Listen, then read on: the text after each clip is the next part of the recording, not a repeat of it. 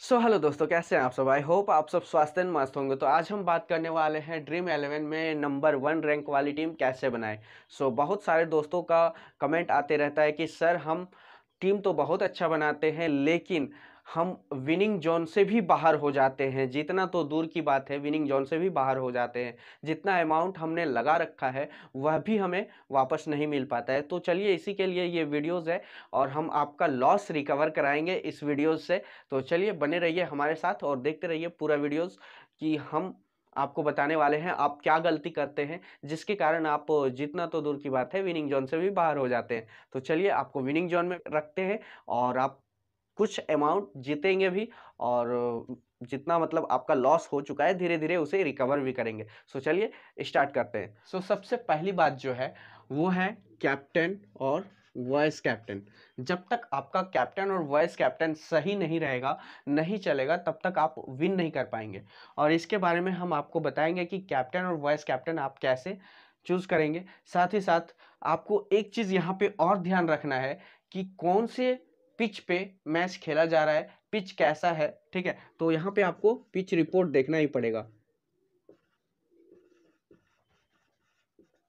तो सबसे पहली बात जो है वो है पिच रिपोर्ट। पिच रिपोर्ट की जानकारी आपको होनी चाहिए। आप चाहे तो पिच रिपोर्ट की जानकारी किसी यूट्यूब से भी प्राप्त कर सकते हैं। जैसे मैं वीडियोस बनाता हूं तो प्रिडिक्शन वाली वीडियोस पे आप देख सकते हैं कि पिच रिपोर्ट क्या है क्या नहीं है। आप किसी वेबसाइट के थ्रू देख सकते हैं, बहुत सारे वेब ऐप हैं उनसे आप देख सकते हैं।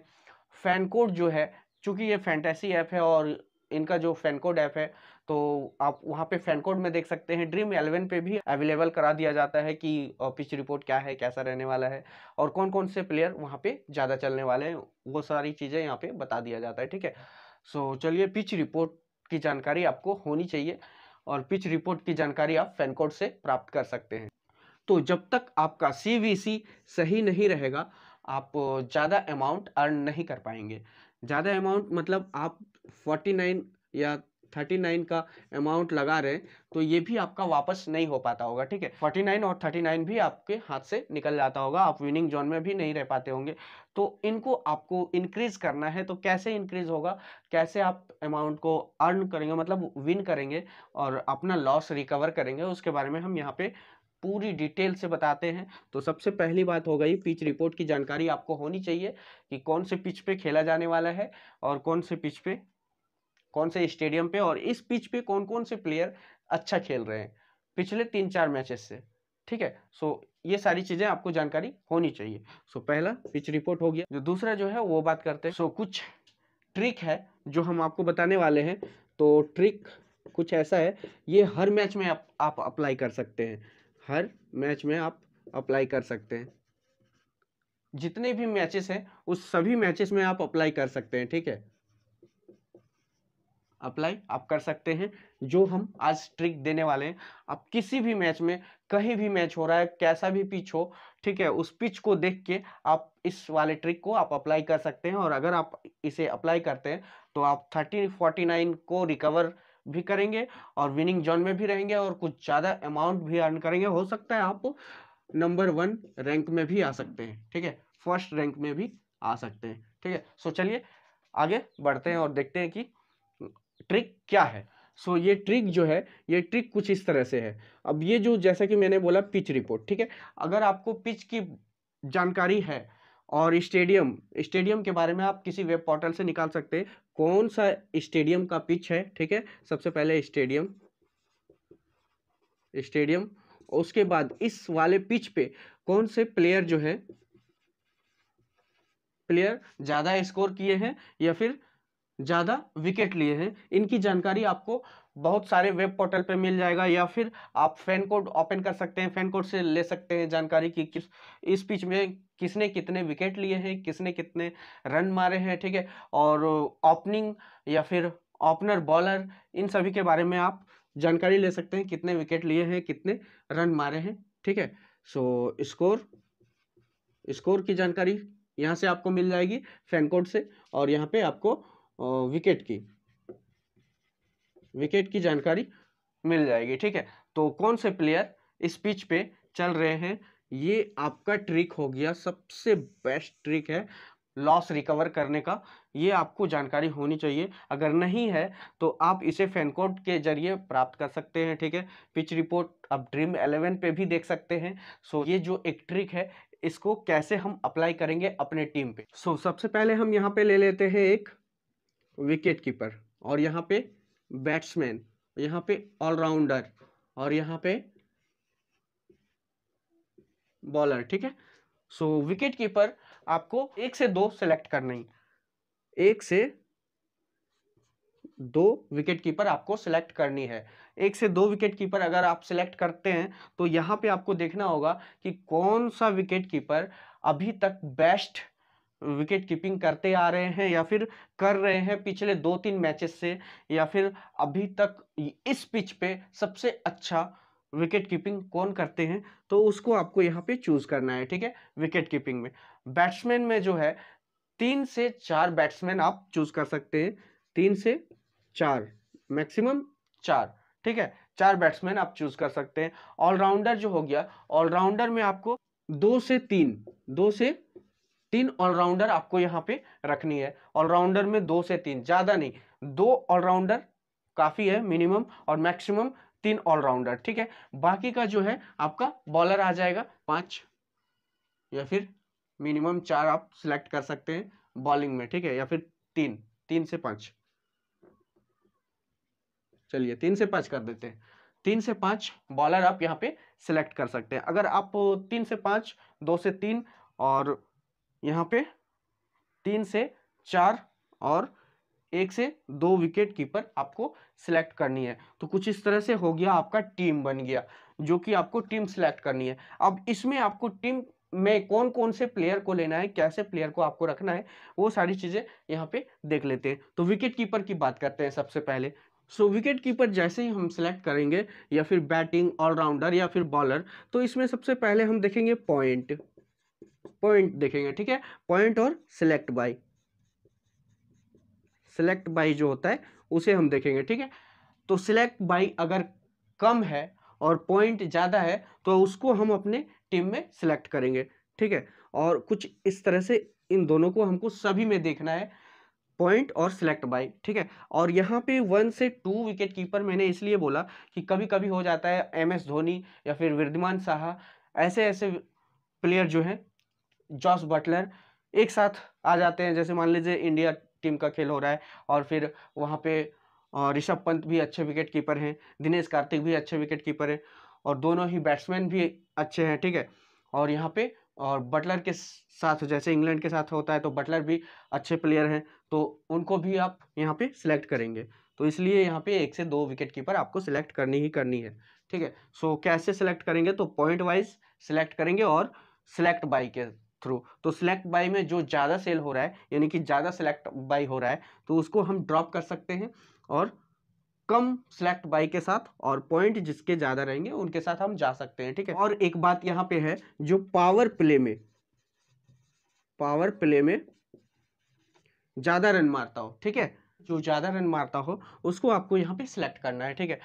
और यहाँ पे बैट्समैन में 3 से 4 बैट्समैन आपको सिलेक्ट करना है। बैट्समैन में आपको किसको सिलेक्ट करना है, यहाँ पे आपको ओपनर सिलेक्ट करना है, ठीक है।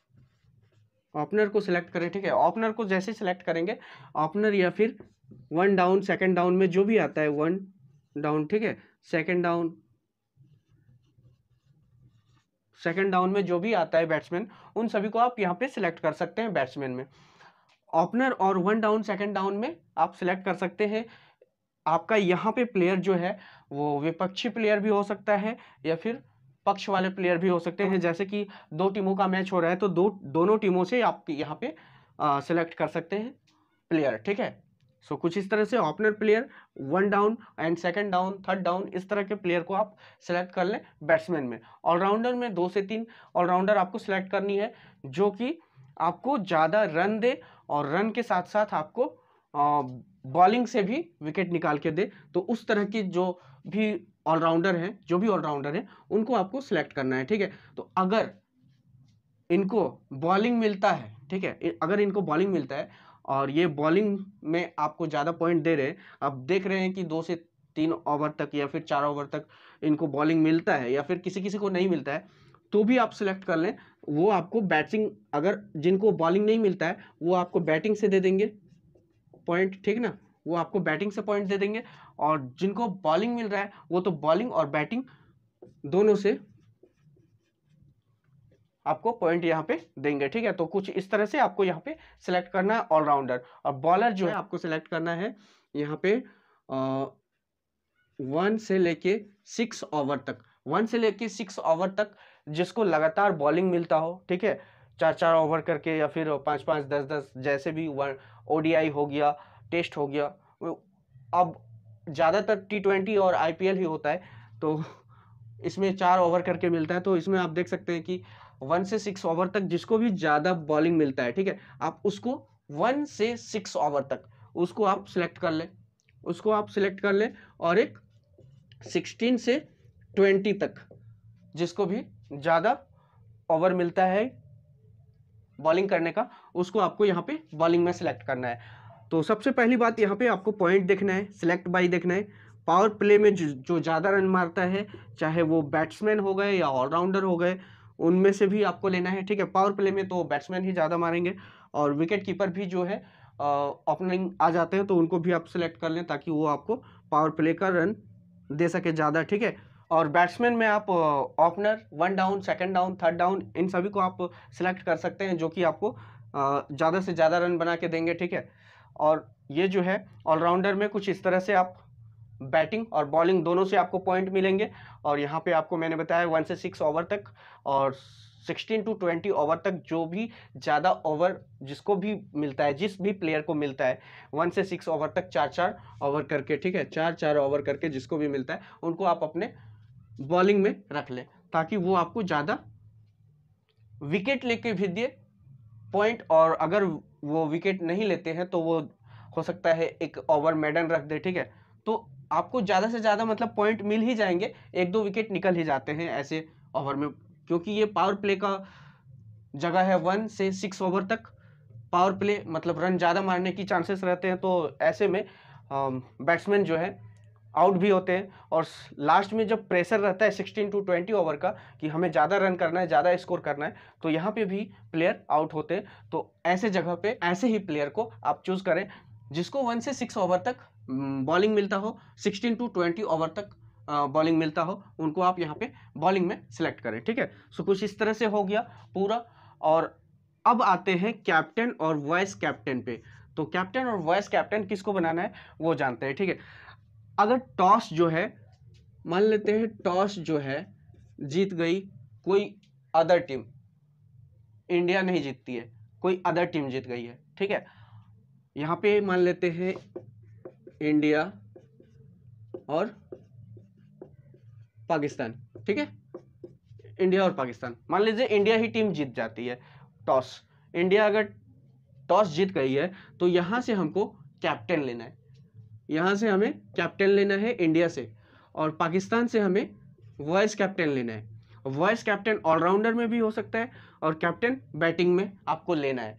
क्योंकि इंडिया टॉस जीती है और बैटिंग करने का ये मतलब फैसला लिया है इन्होंने, इंडिया ने, तो जो भी पहले बैटिंग करने आएंगे तो उनका आप ओपनर को कैप्टन वाइस कैप्टन बना सकते हैं। ओपनर को कैप्टन बना ले, ठीक है, ओपनर को कैप्टन बना ले। और वॉइस कैप्टन जो है आप ऑलराउंडर में रख सकते हैं, ऑलराउंडर में वॉइस कैप्टन रख सकते हैं, या फिर आप चाहे तो बॉलर में जा सकते हैं वॉइस कैप्टन में, ठीक है। और ठीक इसका उल्टा भी कर सकते हैं, जो अगर यहाँ पे पिच बैटिंग हो, अगर यहाँ पे पिच बैटिंग पिच है तो आप इस तरह से करें कि ओपनर बैट्समैन को कैप्टन रखेंगे और जो भी विपक्षी टीम है उसका ऑलराउंडर को वॉइस कैप्टन रखेंगे, ठीक है। कुछ इस तरह से आप कर सकते हैं जब टॉस जीतती है इंडिया और इंडिया ही बैटिंग करने के लिए आए और पिच बैटिंग है, तो आप कैप्टन ओपनर को बना सकते हैं, ठीक है, और ऑलराउंडर विपक्षी टीम को वॉइस कैप्टन बना सकते हैं। अगर यहाँ पे ठीक उल्टा पड़ जाता है, जैसे बॉलिंग पिच हो जाता है, बॉलिंग या बैलेंस पिच हो जाता है, ठीक है, बॉलिंग या बैलेंस पिच अगर हो जाता है यहाँ पे, तो बॉलिंग या बैलेंस पिच में आपको क्या करना है, ठीक उल्टा कर देना है। जैसे वॉइस कैप्टन आप ओपनर में बना सकते हैं या फिर बॉलर में, दोनों को आपको कैप्टन वॉइस कैप्टन आप बॉलर में भी बना सकते हैं कैप्टन, वाइस कैप्टन, जब पिच बैलेंस या फिर बॉलिंग का हो, और पिच अगर बैटिंग का हो तो बैटिंग में बनाना है आपको कैप्टन। और यहाँ पे भी आप कैप्टन बना सकते हैं विकेट कीपर में, क्योंकि ये अगर ओपनर आते हैं तो आप यहाँ पे विकेट कीपिंग वाले को आप कैप्टन, वाइस कैप्टन बना सकते हैं। ठीक है, सो कुछ इस तरह से है। अगर आप ये ट्रिक अप्लाई करते हैं अपने टीम बनाने में, आप अपनी लॉस कवर कर पाएंगे। ठीक है, लॉस आपने आज तक जितने भी करे हैं वो आप कवर कर पाएंगे, लौटा पाएंगे अपने पैसे को। और 49-39 रुपीस अगर आपके रहते हैं, लगाते हैं आप जीएल में, और वो भी आपके विनिंग जोन से बाहर चल जाते हैं, मतलब आप विनिंग जोन में नहीं रहते, विनिंग जोन से आप बाहर चल जाते हैं, तो आज से आप अगर ये ट्रिक को फॉलो कर लिए तो आप विनिंग जोन में रहने लगेंगे और विनिंग जोन से बाहर नहीं जाएंगे, और आप अच्छा खासा अमाउंट भी जीतेंगे और रैंक 1 में भी आ सकते हैं। हम गारंटी नहीं ले रहे हैं कि रैंक 1 में आ ही जाएंगे, लेकिन रैंक 1 में भी आप आ सकते हैं, क्योंकि ये रैंक 1 जो है ना लाना बहुत ही मुश्किल है। इसमें लक और स्किल दोनों ही चाहिए। आप लगातार खेल रहे हैं तो आपको एक अनुभव हो जाता है कि रैंक 1 लाने के लिए हमें कैसे कैसे प्लेयर को चूज करना है। उसके बाद वो आपका स्किल हो गया। और अगर आपका लक काम कर गया, जो कि डीटी प्लेयर होता है, जिसको बोलते हैं ड्रीम टीम प्लेयर, तो अगर ये डीटी प्लेयर आपके सारे के सारे आ जाते हैं और कैप्टन, वाइस कैप्टन भी आपके बाय लक सही रहते हैं, तो आप रैंक 1 में आ सकते हैं। तो कुछ इस तरह से है, रैंक 1 आप ला सकते हैं, लेकिन इसकी गारंटी नहीं है। और यहाँ पे जो है, अगर आप इस ट्रिक को फॉलो करेंगे तो आप विनिंग जोन में भी रहेंगे और 800, 910 मतलब 1000 रुपये आराम से आप विन कर पाएंगे। ठीक है, सो आज के लिए बस इतना ही। अगर आपको हमारी वीडियो थोड़ी भी बहुत अच्छी लगी है तो प्लीज़ लाइक, शेयर और कमेंट करें, साथ ही साथ सब्सक्राइब करें। आज के लिए बस इतना ही। जय हिंद, जय भारत।